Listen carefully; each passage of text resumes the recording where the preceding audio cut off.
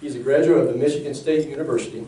He received a Distinguished Alumni Award from the MSU Alumni Association in 1999 for his outstanding community, state, and national service. While at MSU, he earned multiple degrees, including a PhD, Masters of Arts, Masters of Science, and Bachelor of Arts. In 2009, Dr. Tinney and his wife Janet created an endowment here at A.T. Still University's Kirschner College of Osteopathic Medicine that will provide this annual lecture on osteopathy during Founders Day. Dr. and Mrs. Tinney established the Fred C. Tinney, PhD, President Emeritus Founders Day Osteopathy Lecture Endowment because of their strong belief in perpetuating the importance of osteopathic principles and practices. The purpose of the Tinney Osteopathy Lecture Endowment is to provide a perpetual source of income that will sponsor a lecture by a national recognized expert on neuromusculoskeletal medicine and osteopathic manipulative medicine. As I've said, Dr. Tinney was the 8th president of ATSU, serving in the capacity from 1984 to 1996. Personally, I would like to share with you that I started here as a first-year medical student in 1987. I was just a hillbilly from the Ozarks of Missouri. And the first time I met Dr. Tinney at the annual welcome picnic, he made me feel like someone who was very special to be here. And I have never forgotten that. I would like to thank him for that right now as well. Please join me in welcoming our 2017 Founders Day Tinney Osteopathic Lecturer, Dr. Fred Tinney.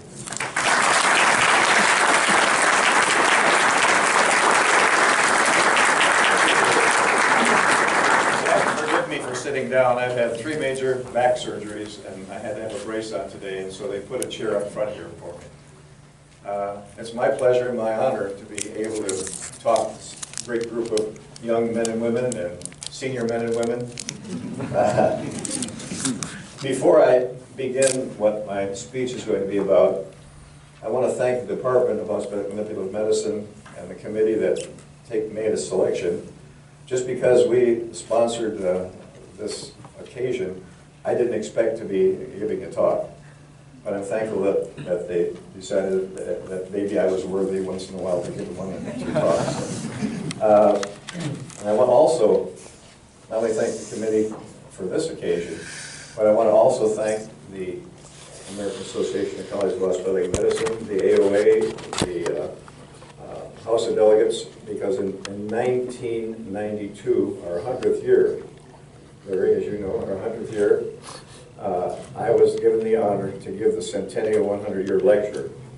And in fact, we printed a copy of that for you, and you'll get that as you come out. And also, another thing that we printed, was a Paul Kimberly about what is osteopathic medicine. So you'll have 2 good gifts to take with you.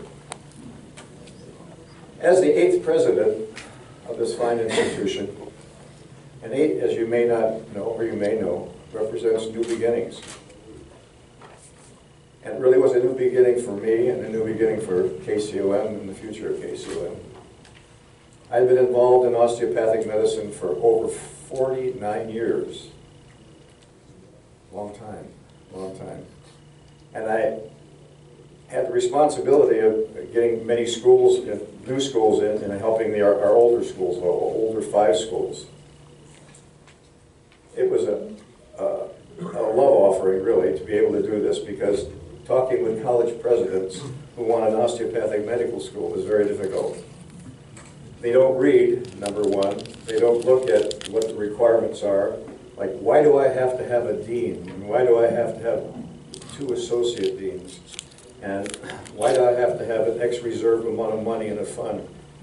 Those principles are set out by the American College of Osteopathic Medicine, and they tell us what we have to have. So with that in mind, I had to learn 3 basic principles. I had to learn to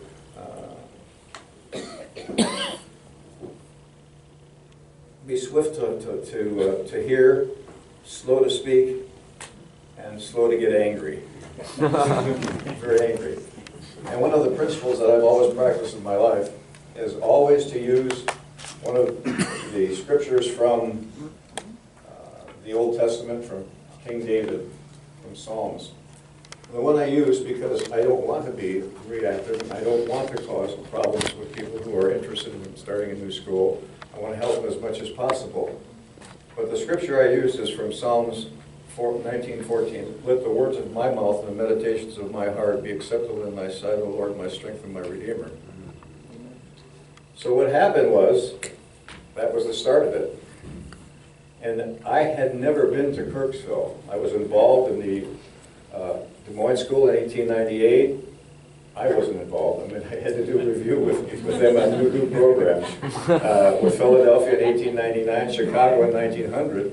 In fact, a young lady that got into Michigan State, her name is Janice Littlejohn, and it was the Littlejohn family that took the cadavers to Chicago to start that school. And then Kansas City in 1916, but I had never been to Kirksville. So in 1983, I received a phone call from a professor at Michigan State University who was on the board of trustees of this great institution. And he said, Frederick, you've been nominated to be candidate for presidency of the founding osteopathic school in Kirksville. And I paused for a few minutes. I said, what? He said, yes. I had a phone call from Kirksville, and I had another phone call from Dean Megan at Michigan State's College of Osteopathic Medicine, wanting to know whether they would recommend me.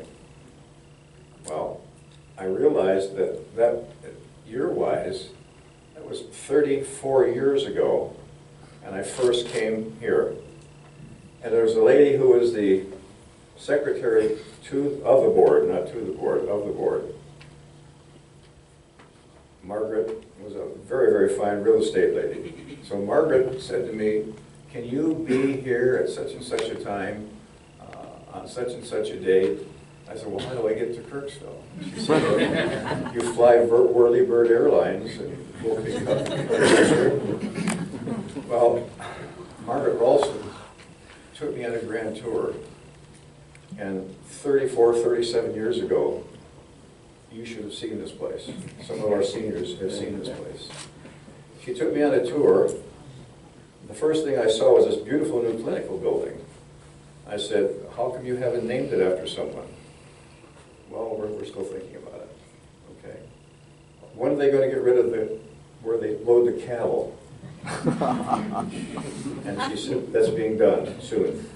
How about this gasification plant? How about all these coal equipments? How about the old Laughlin Hospital? How about, why is the clinic, the first school, sitting outside in the horrible weather? And why is the home of A.T. Still's family still sitting out in the weather? And how come the museum, where's my museum man? How come, there you are, JC, done a fabulous job. How come the museum only is about two trailer wides? So I kept asking questions, and I said, where is the collection of all the osteopathic journals and all the osteopathic documents? She took me downstairs to the Timken Burnett building, and they were in boxes in the furnace room. Then I went up and talked to Georgia Walter in the library. And Georgia said, come and see the equipment I don't have. Come see the equipment. I said, okay, let me try it. We'll do that. And all these things began to boil up in me, and I said, I called my wife and I said, honey, do I really want to give up a full professorship and an assistant dean's position at a major university? She said, only you and the good Lord know. So always with the type of witnesses I like to have, I use either the Psalms or I use Proverbs. And I was reading Proverbs, and I'll give you one more quote. It said, commit to the Lord whatever you do, and your plans will succeed. Wow, that hit me right between the eyes. My plans will succeed. I got to do it. I love osteopathic medicine, and you'll see why of some of the great treatments I've had. So I'm going to begin with a little challenge to all of you. Over 125 years ago this October, Andrew Taylor Still, MD, DO, flung to the breeze the banner of osteopathy. As a reform movement to the medicine of his day, Dr. Still conceived osteopathic medicine as a philosophy that could be a guide to the future of American healthcare systems. I hope you've read some of the history. I hope you have it embellished in your practice and in your life space. But I want to review a little bit of the heritage. With this heritage you have in mind, I'm here today to challenge you to pick up the banner of osteopathy, plant it in the doorstep of your osteopathic practice, or your student rotations, and your clerkships, and your internships, and your residencies, and witness to the world that the osteopathic profession has a philosophy of medicine to offer for the health and wellness of the American family. Osteopathic medicine can and does make a difference in hands-on care, providing the total family health care needs. Too often, people don't understand manipulative medicine, and it has been misconstrued as only contribution of the osteopathic profession with little insight into the philosophy and total spectrum of biological mechanisms. That's a hard one to say. But the osteopathic physician is truly a high-tech, high-touch physician in the American healthcare scene, who believes that disease is a natural process and that the natural powers are the healers of disease, that the physician must assist nature. As Louis Pasteur said, in the field of observation, chance favors only those minds which are prepared. Dr. Still possessed one of those minds. Because of his observations and experience in life and in medicine, the old doctor was prepared to charter the first college of osteopathic medicine in 1892. In October of 1892, the first class was enrolled. As the fame of Dr. Still's teachings and treatments and the school increased, there was an influx of patients and students to Kirksville, hundreds of which became witnesses to the effectiveness of osteopathic medicine. In fact, the patient-centered hands-on medicine of the American School of Osteopathy, with the use of new technologies, brought national attention to Kirksville and osteopathy. Dr. Still and his colleagues recognized the significance of technology and their advances, and in confirming osteopathic diagnosis by having the second X-ray machine west of the Mississippi. And the reason he wanted this machine is people who had joints out of place when he was in the Civil War, they just cut off the arm or the leg or whatever. They didn't know how to treat it. They didn't know what manipulation was and how to put a joint back together. By the late 1800s, there were over 5 trainloads of patients coming to Kirksville a day for the hands-on treatment of osteopathic health care. In 1905, even Palmer, you know that name, Palmer Chiropractic, spent 5 months with A.T. Still and went back to Davenport, Iowa, and did subluxation, period. He didn't take many lessons. The 1908 college yearbook, The Osteoblast, stated from 1 man to 5,000 in 15 years, from one small room in a small cottage to a building fully prepared to teach both classroom and laboratory to over 700 students, with another ready to house and care for over 100 surgical cases. Do you have the slide? There's the school back in 1905. There's still a piece of that building available. I learned that the other day from our museum expert. But that was a beautiful facility for the year of 1905. Today, ladies and gentlemen, as a profession, we can say that from 1 man has come over 74,000 practicing osteopathic physicians, providing over hundreds, in fact millions, of patient visits per year, all from one college to currently at least 20% of all students who attend medical school are enrolled in osteopathic institutions. According to the American Association of Colleges of Osteopathic Medicine, accredited 33 colleges with 15 branch campuses, or we now have 48 colleges of osteopathic medicine in 31 locations throughout the country. 6 schools are state supported and 27 are private, with more than 27,000 students enrolled. Many of our colleges, for example, A.T. Still, Kirksville, A.T. Still, Summa, are integral components of a comprehensive health science university. When I was meeting with the board back in 18, here I go again. I'm not that old. In 1984, I began talking to the executive committee of the board, saying we need more slots for clerkship training. We have to have more spots. I was able to arrange with a man named Barry Doublestein, Dr. Barry Doublestein, who was in charge of the foundation in Georgia, to come up with a concept called the Osteopathic Institute of the South. He signed up 36 hospitals, and because of his favoritism here, we got a lot of those clerkships. But I was looking at Arizona, and Arizona was wide open for additional students in their hospitals. Dean Ross and I visited with the dean of the University of Arizona, and he said, sure, we'll be glad to open these for you if you can prove that these young men and women know what they're doing. Well, in addition, then I met with the executive committee of the Board of Trustees, and I said, you know, we need something else. We need to become a multifaceted university. We need to have a PT school, an OT school, physician assistant school, and we need to have a physical training school for trainers to work with athletes.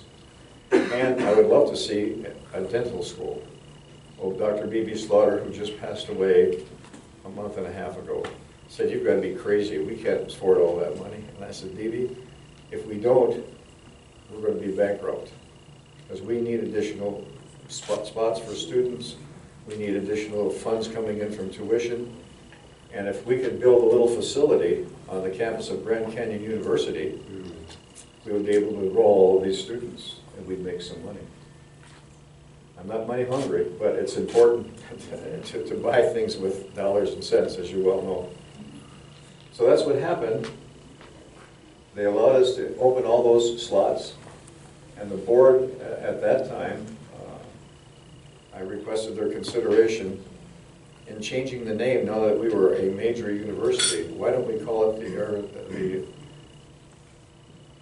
Andrew Taylor Still University of Health Sciences? And he said, we'll have to put that off for a little while. So we had to do that. But also, from that one hospital that you see, had come by, 1983, when I did a study for the university, 230 osteopathic hospitals. Did you imagine we had that many hospitals at that time? Then we started merging. The MDs started buying our small hospitals. We started infiltrating into their hospitals.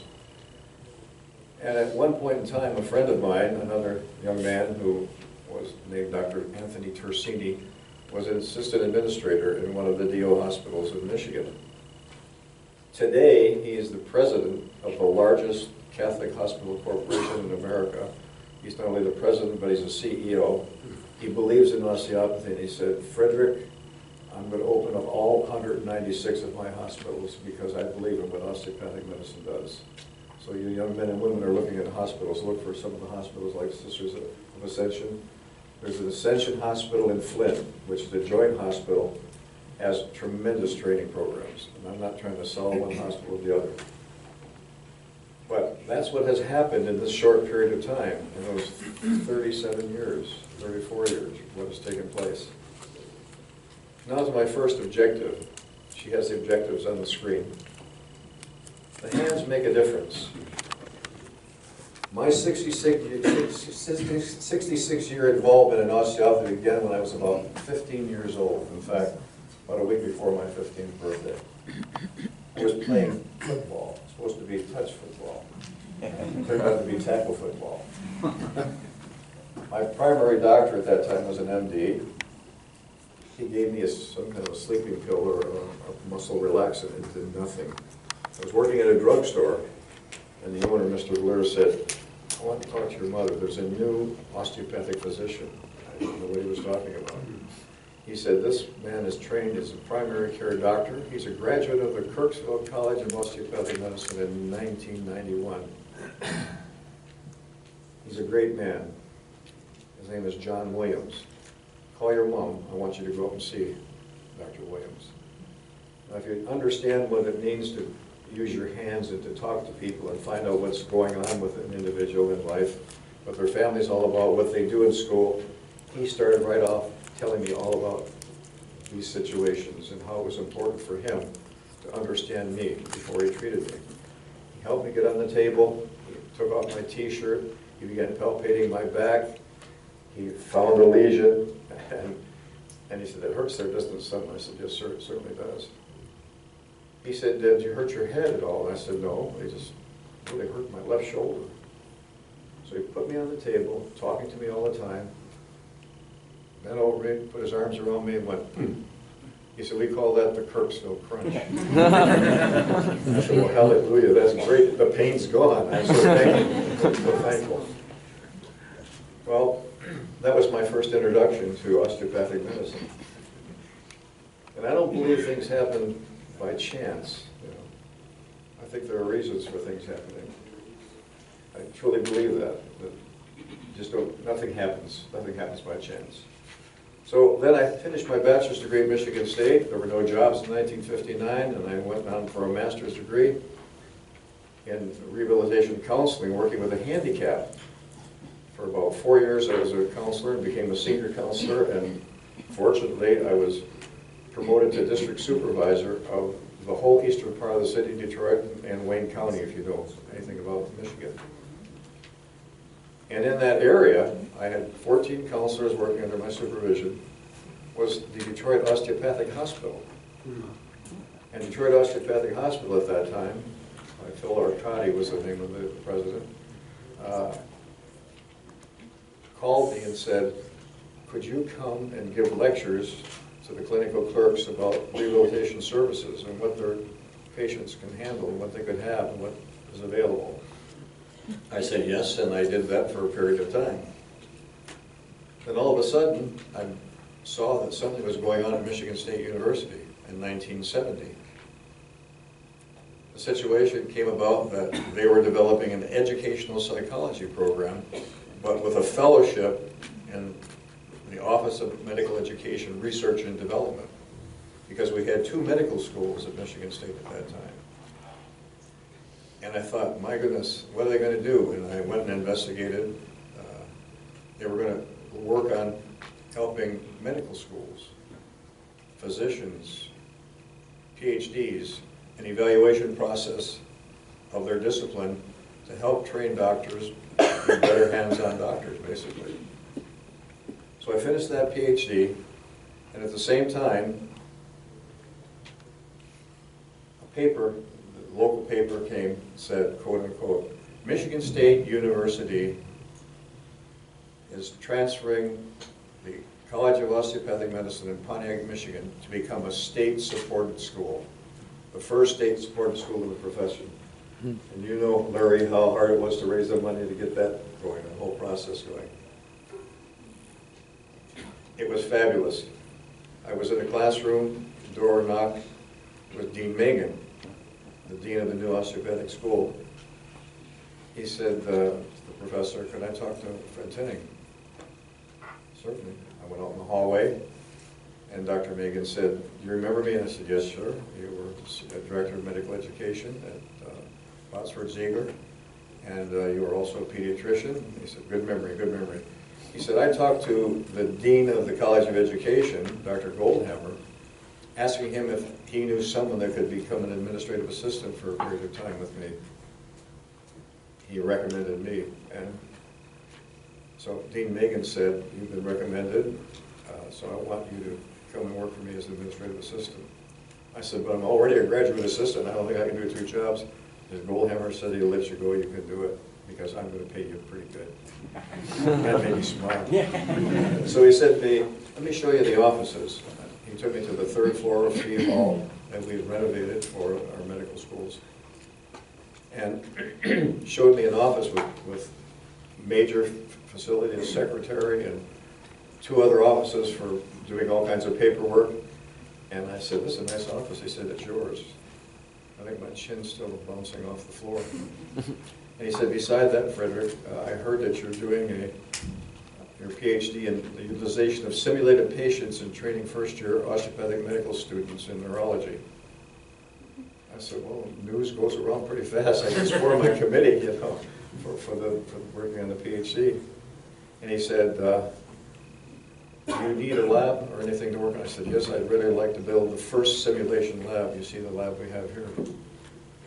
So we built a new lab and used athletes, by the way, as our patients, because they didn't mind being manhandled by new students.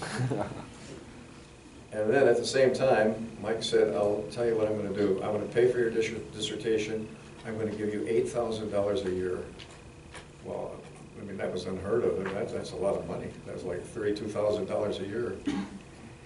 Went to work then for Dean Megan, opened the state-supported college in Texas of osteopathic medicine, the state-supported college of osteopathic medicine in New Jersey, worked on the Ohio school, the Oklahoma school, several other schools, about 6 schools. And parenthetically, later on, I came out of disability retirement in '07 and built the 25th College of Osteopathic Medicine in Yakima, Washington.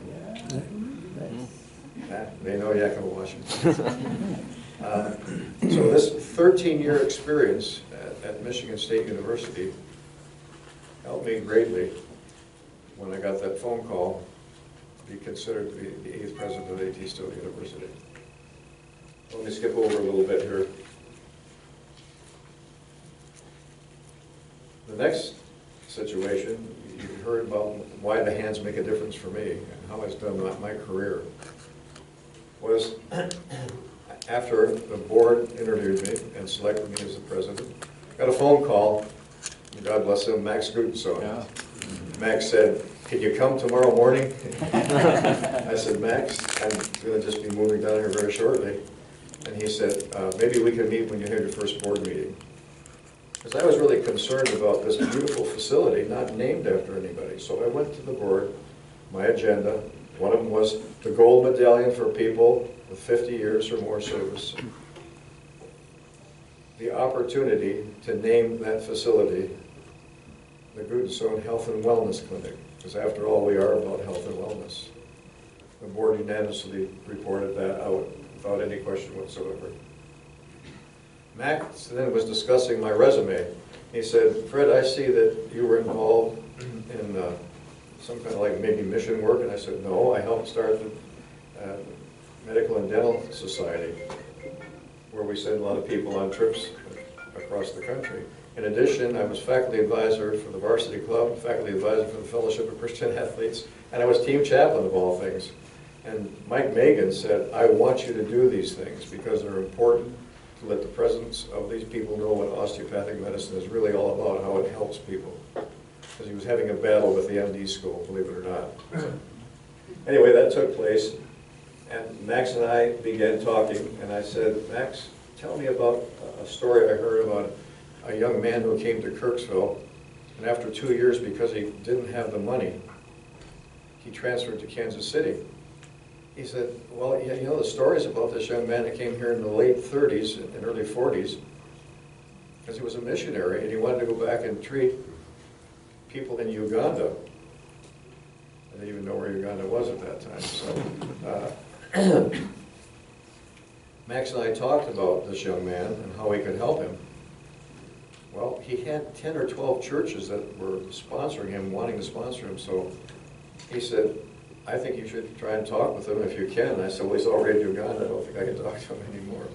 And he said, "Well, maybe we can talk to somebody that knows a bit about it." But we could never find anybody else that had an intimate relationship with him. So he went to Uganda.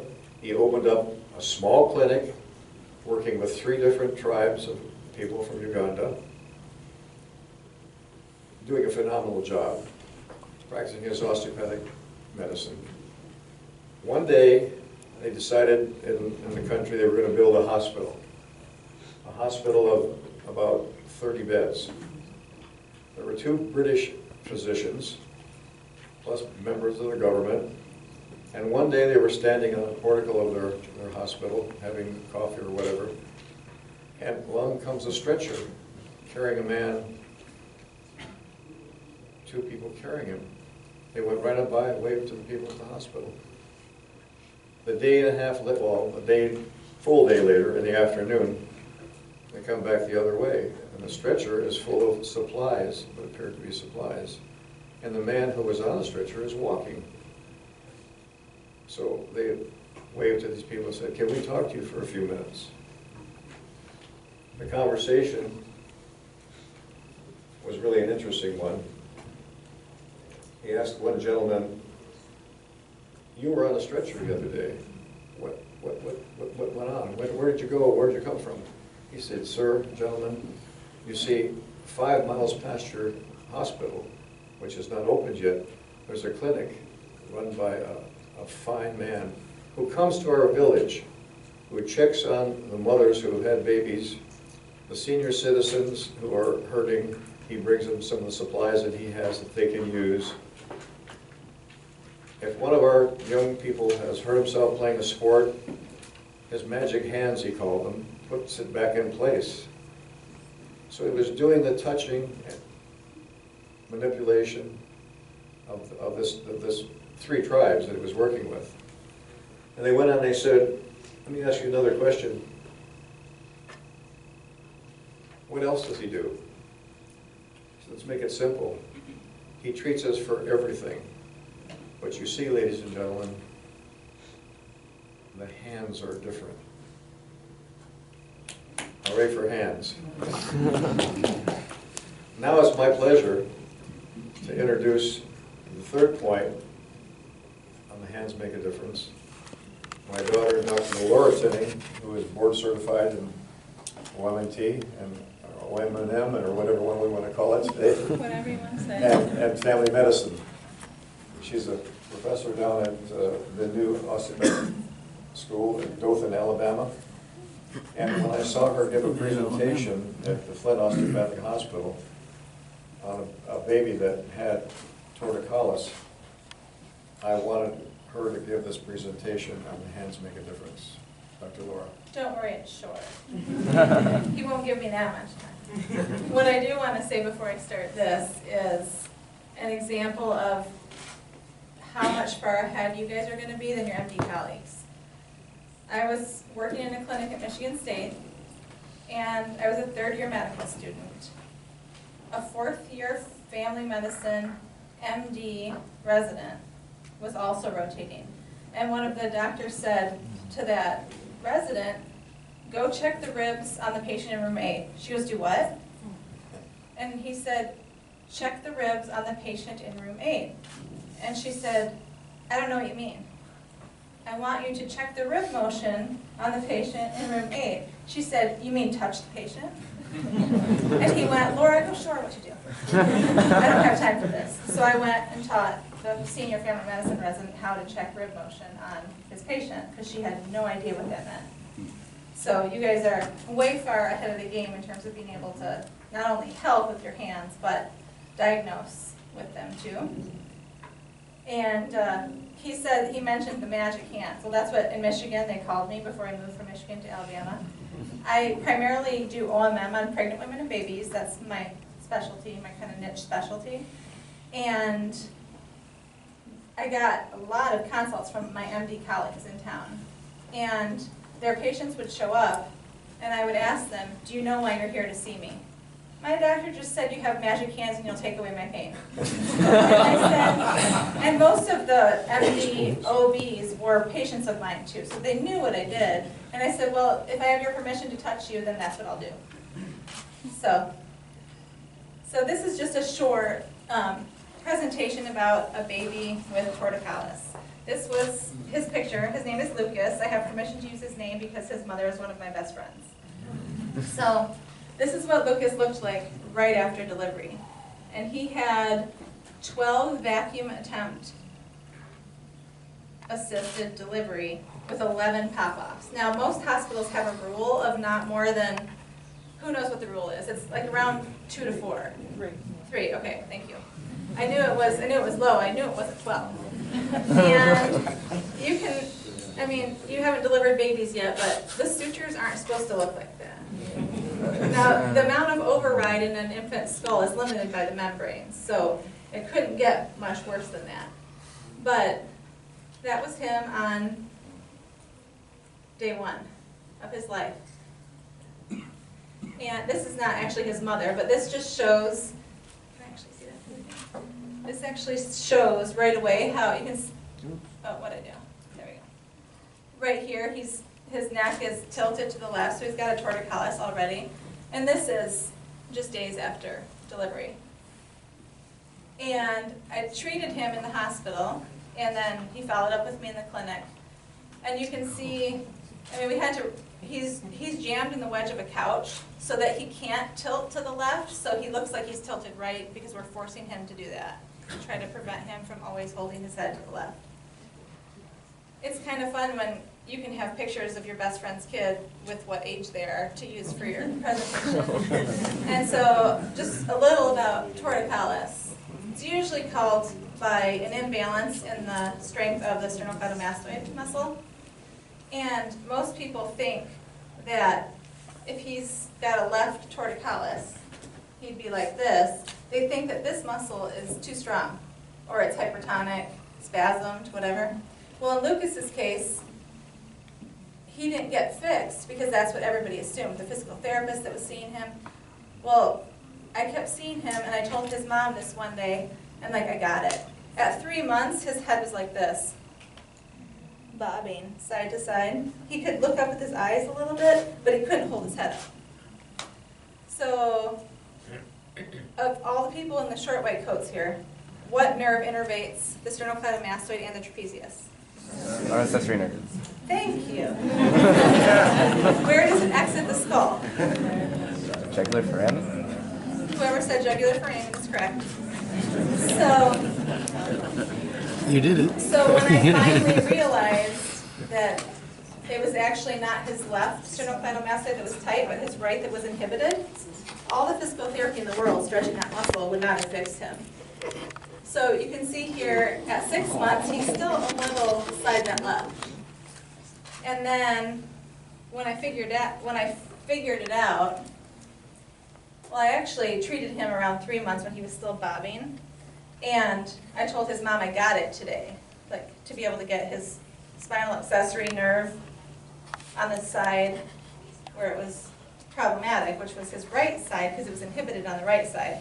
So I treated the petrous portion of his temporal bone where I've got pictures, well you can see at 9 months, he's pretty straight now. I'm gonna go here. So we've got temporal bone, jugular foramen where the big black arrow is. It's kind of like the x-ray sign when they put an X on the x-ray. And what I felt on him was this jugular foramen on the right side was actually jammed. It was jammed toward the spinobasilar symphysis. And when I released the restriction here, his spinal accessory nerve could fire properly on that side. His mom called me 2 hours later and said he's holding his head up. 2 hours after the treatment when I said I got it this time. Like I figured out in my head what was actually going on. And just a bigger picture of it. So his mom, that's him at 5. He turns 12 on Sunday. And his mom is convinced that he would have been mentally challenged had he not seen me. Because if those bones can't move to accommodate the brain, what happens to the brain? It doesn't work as well. Well, he certainly wouldn't have been playing football if his head were still down here. I sent her a picture of him at birth saying, I'm talking about Lucas today. She said, yay, this is him today. He turns 12 on, and she sent me one in his football uniform. And so, yeah, the magic hands, they make a big deal. Use them. Let's give my daughter a good hand.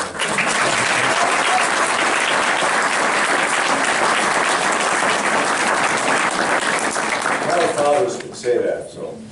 Our objective number 2 is called the witnesses surrounding us. From one man's observations and through his prepared mind, curiosity, and perseverance, a unique form of American medicine was created called osteopathy, the fastest growing health profession in America today, committed to providing quality, high-tech, high-touch osteopathic health care. This phenomenon is the result of hundreds, and in fact thousands of people who have witnessed the effectiveness of osteopathic principles and echo Dr. Still's dissatisfaction with traditional medicine. In fact, part of that came through his experience in the Civil War and working with the Walker-Salt Mission when he saw how people were treated by old MDs. Dr. Still, in 1897 ceremony in Kirksville, celebrated the licensing of the practice of osteopathy and stated, right at this point I will say osteopathy knows of and has a high respect for general surgery, In its fullest meaning, osteopathy is a complete system of science, fills the bill in general diseases, obstetrics, and surgery, and at any time and place, when a person tells you the osteopathic physician is not a complete system, or osteopathy is not a complete system of itself, in and of itself, and cannot do all that comes before it just as well and better without the aid of any other system, he tells you what is not true. You see, in those days, they didn't understand about manipulation or holistic medicine or healthcare. At the same ceremony, an osteopathic witness of his day, William Smith, MD, a teacher of anatomy and physiology from the Royal Academy of Physicians and Surgeons in Edinburgh, Scotland, said this of Dr. Still in the American School of Osteopathy, and I quote, "I want to speak of a future of osteopathy. It is through the work that has been accomplished in this building and through the osteopaths who have gone out through this institution that osteopathy is recognized as a science and a legal method of healing. Since the days of Dr. Still and Dr. Smith 125 years ago, we have had witnesses surrounding us who have told the world what osteopathic medicine has to offer and who have helped us preserve traditions and plan tomorrows. Whether patients or physicians, the stories and accounts of success and praise are many. The Journal of Osteopathy and other osteopathic publications are filled with expressions of commitment and satisfaction with the use of osteopathic techniques and procedures. However, history also tells us of an organized opposition to these witnesses in the form of the AMA, who became concerned with the increasing strength of the osteopathic profession during World War I. It was proven even in hearings before legislative committees that the course of study were equivalent. During this period of time, the stress on osteopathic physicians, the profession, and our leaders from history was stronger than ever. However, our forefathers continued witnessing that Dr. Still founded osteopathy to improve upon the present practice of medicine, surgery, and obstetrics for the patients and their families.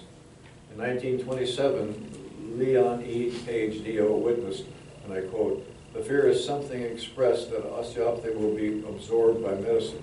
This cannot be so, since osteopathy is a part of medicine and consists of a set of principles which are true. As long as the profession of osteopathy maintains its own educational institutions and abides by its principles, it will maintain its identity. When the principles of osteopathy are identical with the principles of medical practice, the profession of osteopathy will have fulfilled its mission." If you had read anything about 1938, when the policy of the AMA regarding DOs became official, MDs were forbidden to engage in any professional relationship with DOs. The AMA's intent was to eliminate their competition. Instead, it made the osteopathic profession band together and create stronger associations, one of unity. Remember also, when the AMA influence was so strong that it convinced the General Hershey, I believe was his name, General Hershey of the Corps, Medical Corps, that DOs should stay home and only MDs should go into service. What he didn't realize is this proved to be a blessing in disguise for our osteopathic profession. You know, chance doesn't take place there. It's been planned. As the MDs left home to join the service with the DOs closed the gap in healthcare throughout the United States by, don't forget, we didn't have all those hospitals and yet taking place, by proving their ability to provide excellent osteopathic medical services to the families of the civilian population. The osteopathic physicians gained respect, acceptance, and new friends and witnesses. In Michigan, for example, the DO built hospitals in communities large and small throughout the state. They became about 1/5 of the physician population and provided 1/3 of the primary care, resulting in the 6th and first state-supported College of Osteopathic Medicine in 1970. In fact, during this time period, from 1874 into World War II, national known advocates such as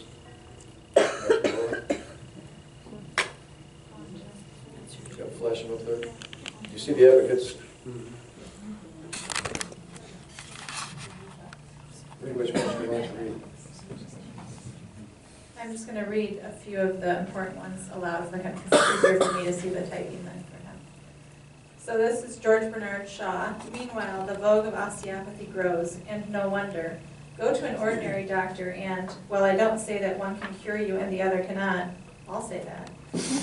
But I do say that the moment the osteopath's fingers are on you, you know that you are in technically skilled hands. After a visit to Kirksville in 1919, former President William Howard Taft was so impressed with osteopathy that he secured a list of osteopaths in cities he would be visiting. On that note, growing up, I didn't know MDs existed. I knew at the age of 4 I was going to be a doctor, but I didn't know MDs existed.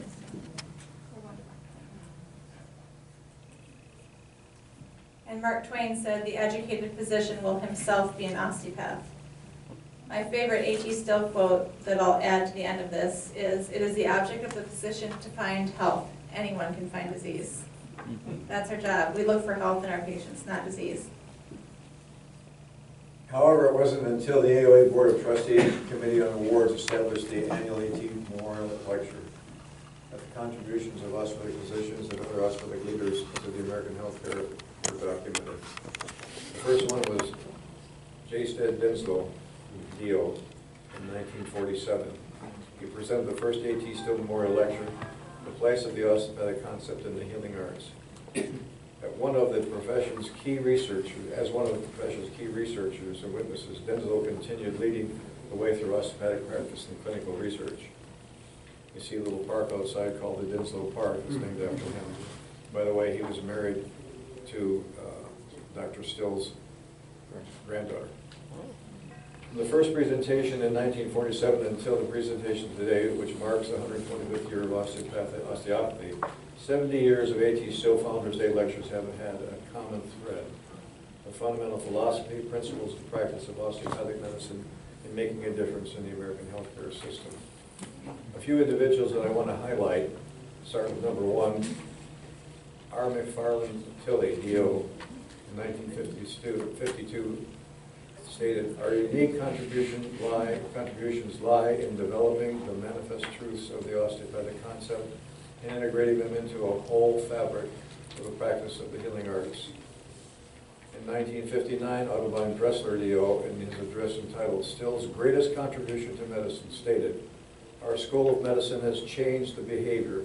It created not only a change in thinking in medicine, but has reversed completely the very foundation of medicine.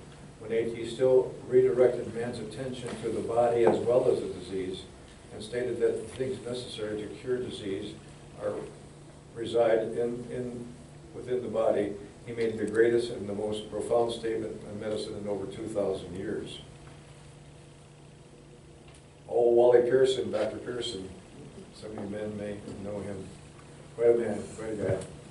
He said, and stated very bluntly in an unpublished presentation, we need to develop the element of excellence over and above equality. A touch of the hands make a difference. In 1970, Carl K. Lyons, D.O., in his lecture echoed the health and wellness base of osteopathic medicine when he said, we challenge any system of medical practice not based on the full understanding of man as a whole in both health and disease. We stand ready to offer an approach to excellence and a new concept of excellence which can bring the entire healthcare system to the peak of performance. Myron Megan in 1975 stated, we must therefore, I think, focus our energies on what we as a profession have done well, the preparation of individuals who will practice at the primary care level. And herein lies a unique opportunity for the osteopathic profession as an effective organized opposition to make a lasting contribution to the public health. Paul Kimberly had several statements, but I have prepared for you a booklet prepared in 1986 by Paul Kimberly called The Contributions of Andrew Taylor Still to Medicine. And we're going to present that to you as a gift as you leave. One of the great women of our profession in 1980, Louise W. Estelle, D.O., one of the profession's outstanding women, in fact, in her presentation, Reflections and Forecasts, stated, but in the long term, the osteopathic concept will survive because true principles never die.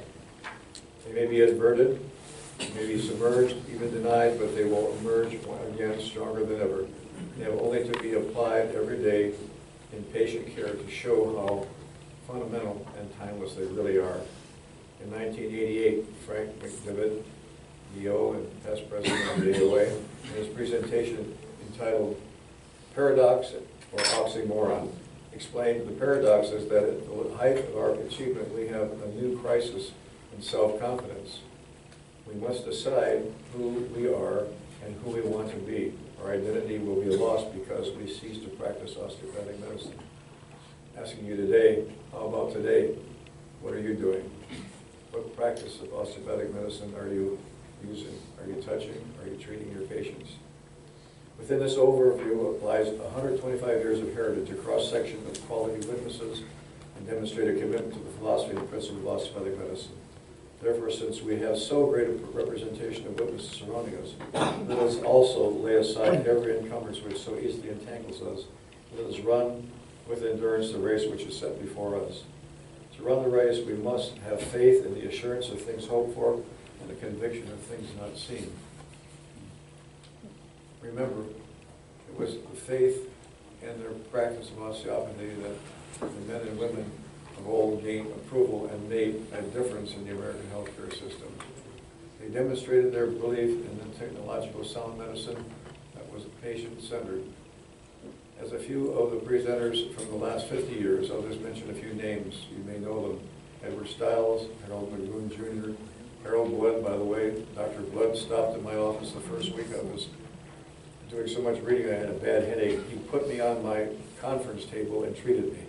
And his son, Stephen Blood, Wayne English, Dr. Philip Greenman, a man who's written many texts on manual medicine, Michael Kuchera, Martin Richardson, William Johnson, Karen Still, Laura Tinning, Lisa DiStefano, Leah Rice, Mike Lockwood, and Ed Millay.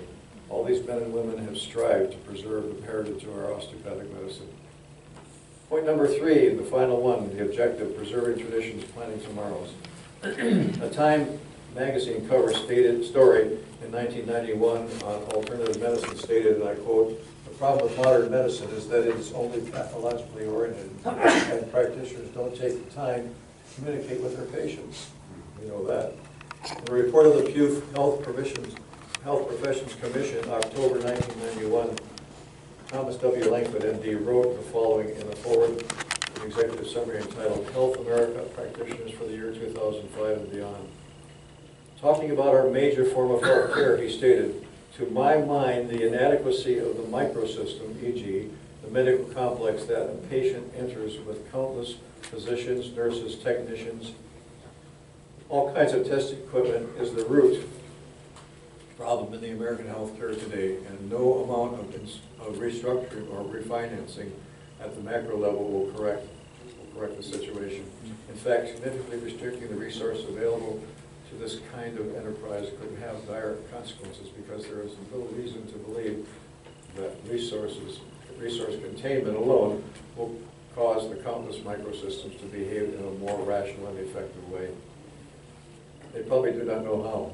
Consequently, the quality of patient care will falter and suffer.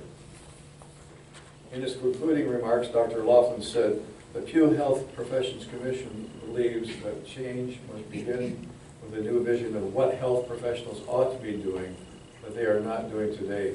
In general terms, they need to be closer to the patients and their families." Surprise. And they need to understand better why people behave the way they do, particularly under stress.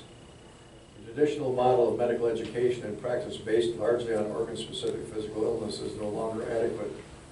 I believe, and I think our profession many times believes, that this is the reason that the MDs today are going after our young men and women who have finished clerkships in primary care, because they know hands-on medicine. They know how to treat that rib when somebody tells them to treat a rib.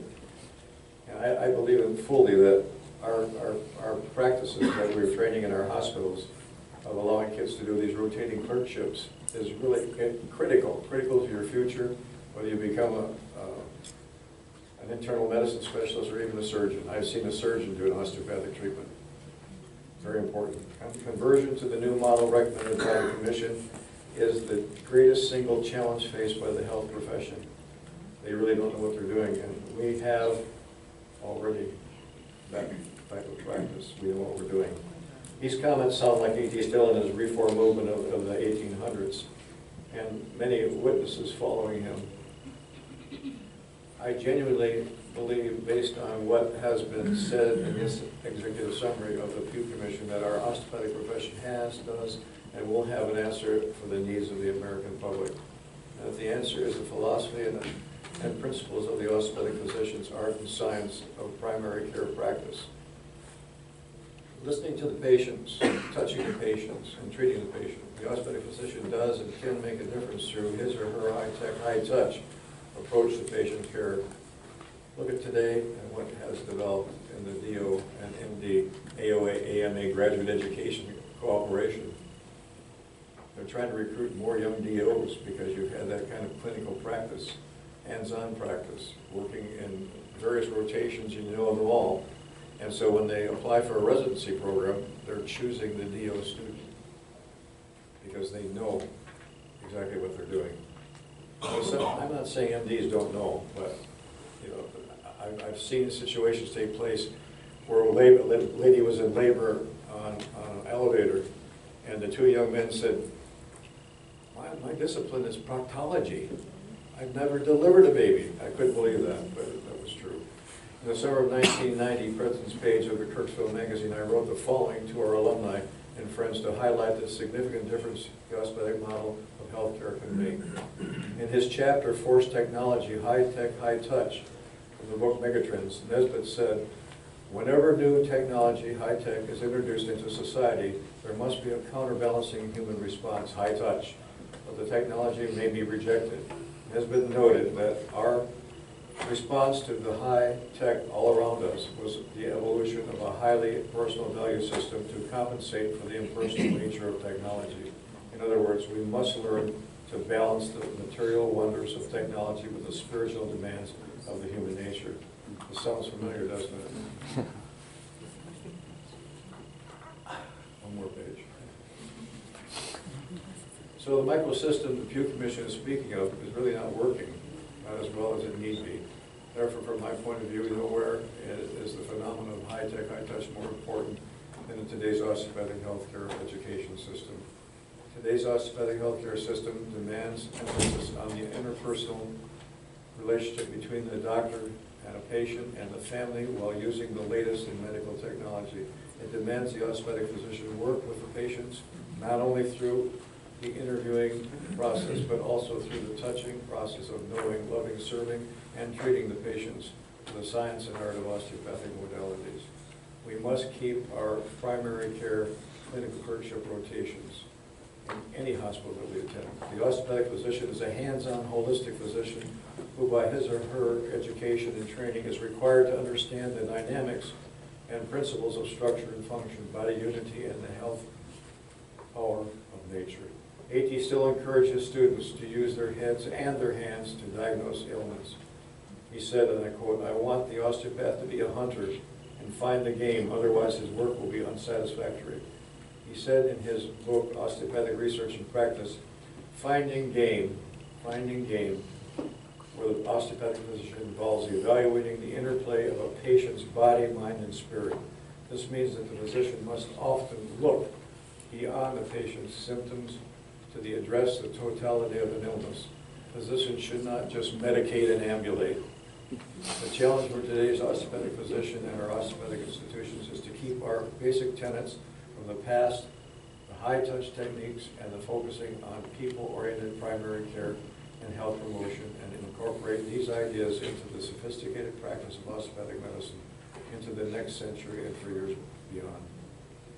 In the fall of 1991, at the AOA GME conference, Dr. Eli Ginsberg, a famous medical economist, asked what there was about osteopathic education, both undergraduate and graduate, that will have distinguishing and distinctive characteristics in the year 2000 and beyond. In other words, I think he was asking, does the osteopathic physician make a difference? Ginsberg went on to say that ambulatory care should be an area where the osteopathic profession has an advantage over the allopathic physician. Since primary care is such an area, the osteopathic profession has an advantage. In fact, He went on to say that the monolith of the AMA is going to take many years and redirect itself to primary care, and we have it now. Everyone involved in educating, training, and patient care must encourage our students to stay primary osteopathic medicine and use their osteopathic philosophy and principles of this high-tech, high-touch profession. Our students must experience firsthand through preceptor training what an osteopathic physician believe and practice and what the patient feels about the doctor. Without our knowledge gained from hands-on education and talking with our patients, an osteopathic physician, whether general practitioner or specialist, our students will vote with their feet. Our teaching facilities, large and small, must continue to provide high-tech, high-touch clinical clerkship, primary education, and training needed to compete as a quality system for healthcare. This must be true of joint staff MDDO facilities, wherever they're located. There must be an emphasis on quality primary care, osteopathic medicine and philosophy, and principles presented in our colleges, our hospital education programs, and in the osteopathic physician's office.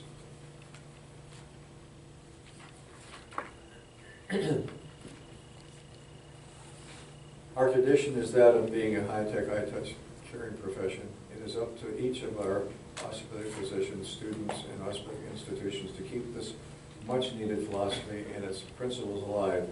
All of us here, I believe, take great pride in being part of an osteopathic profession and are concerned and commitment to unity. Yes, the healthcare profession has problems, but I believe that there has not been a more opportune time in history for the osteopathic profession to capitalize on its strengths. These strengths include: 1, osteopathic diagnosis and treatment, most definitely including neuromusculoskeletal manipulative medicine, the laying on of hands, understanding what structure and function means. Number 2, traditional emphasis on primary care for the whole family. Family medicine, pediatrics, sports medicine, geriatrics, OB-GYN, internal medicine, general surgery. Maintain our clinical clerkship rotations and even in these disciplines. Holistic approach to patient care, concern for the total person, the interplay of body, mind, and spirit. 4, traditional emphasis on rotating clerkships for students and for DO internships, whether in our own or joint staff medical centers that emphasize primary care. 5, our colleges continue commitment to recruiting men and women who want to make a difference through osteopathic primary care. Continue commitment to the community involved in service for the public good. 7, continued emphasis on service of the rural America and inner city. Because think of that population, they don't have a great deal of primary care. Traditional emphasis on preventive medicine, the holistic osteopathic medical approach.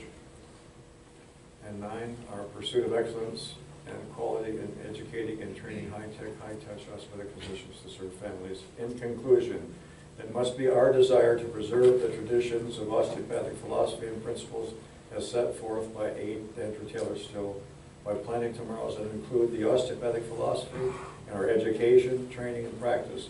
We must not allow the high-tech modalities of today to replace the tenets of the osteopathic philosophy of medicine that stands alone and viability after 125 years of successful application to the maintenance of health and the prevention of treatment of disease. We must emphasize that in every responsibility involved in osteopathic medicine, physicians, administrators, health professionals, hospital administrators, educators, and students, to be part of a great representation of witnesses surrounding us today. Each person must take a leadership role in making a difference. We must remember that every caring work of the past, all that men and women serving in osteopathic medicine have suffered and dedicated their lives to, is forever incomplete unless we of the present day lay hold of it and carry it on. So lay hold of the witnesses, my friends, and carry it on in your practice, because your osteopathic heritage of high-tech, high-touch healthcare does and will make a difference to your patients, their families, and the American healthcare system. Each of you will receive a copy of our lecture of the centennial as a souvenir, and also one of Paul Kimberly on what osteopathic medicine is all about. So with that, I say thank you, God bless you, and I should go on for another, oh, you want to say something? My daughter used to say this. I just want to speak to the quality of education that you guys are getting here. I graduated in 2000, and yes, I look 29. Graduated in 2000. And when I went out for my 3rd and 4th year, I was in an osteopathic hospital in Detroit. My first rotation of my 3rd year was general surgery. And our surgeon said, well, the patient in this room has post-op ileus. And I said, well, I can fix that. He said, how? I said, with my hands. And the patient was discharged hours later. For the rest of my 3rd year, 4th year, and I stayed there for my internship, I was paged overhead. Dr. Tinning to room 256. I treated every post-op patient because their outcomes were better. Their stay was a day or 2 instead of 7. They didn't get post-op complications, and so I had an OMM consulting service when I was a medical student. So you guys can do it too, because I learned that from Dr. Straight and all the other people you're learning from here. So you guys know how to do it. You just got to get out there and do it. I will not be here for the 150th. I might be though. She'll be here. Thank you very much for your attention.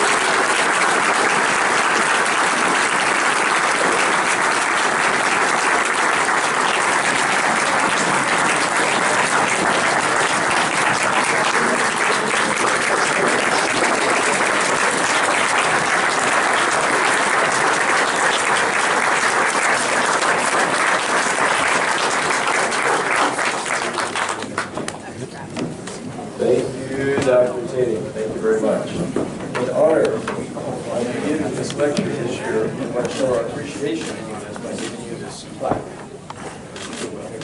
Thank you very much. Thank you. I'm glad we hired you. I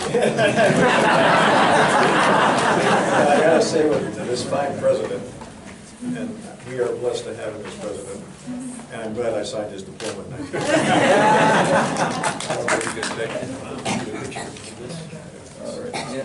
We have one more thing, just a second. We also have Dr. Bailey's here from MAH, so I just want to, he's the president this year, so thank you for all the work that you're doing.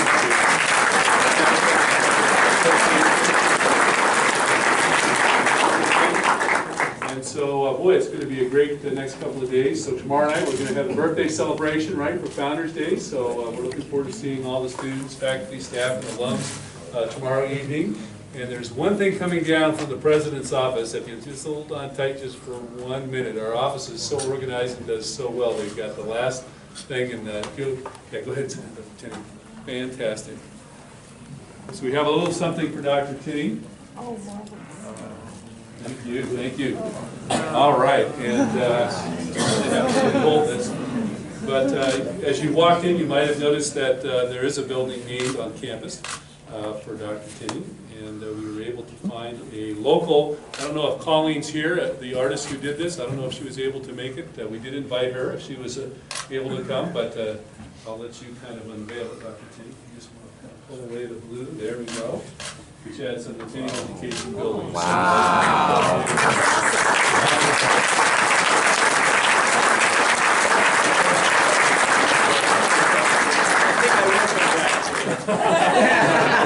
Thank you, everybody. Have a great Founders Day. This is great. Thank you. Thanks, everybody. Students, real quick. Next step is the Evening with the Stars over in the OTM lab. That's where you're heading from here. Thank you for your interest and your attendance. Please have a great day. See you.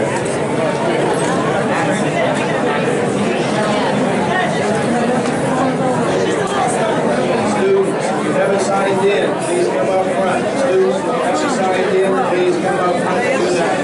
We're made right here. Thank you.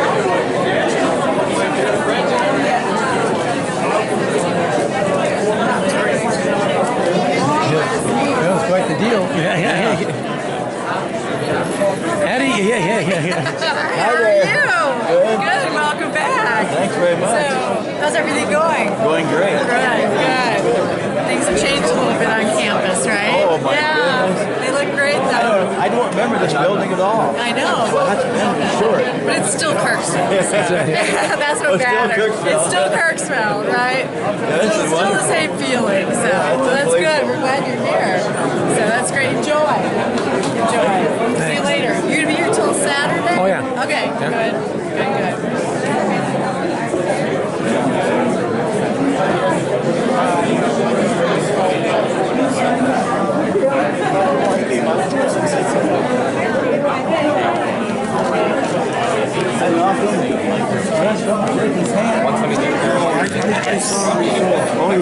gotta go get Dad ready for this event tonight. Oh, she's going, good. Oh, yeah. Good. I almost brought her today, and that would have been too much. Yeah. You know, so I'm gonna go home and get her dressed, and we'll see you there at 6 o'clock. Right? Okay, wonderful. Yeah. You're coming too, right? Oh, yeah. Yeah. I'll be there. I talked to the mic guy, he's like, you know, Facebook's on it. And then I talked to the farm guy, he's just like, I don't know if I can get credit for that.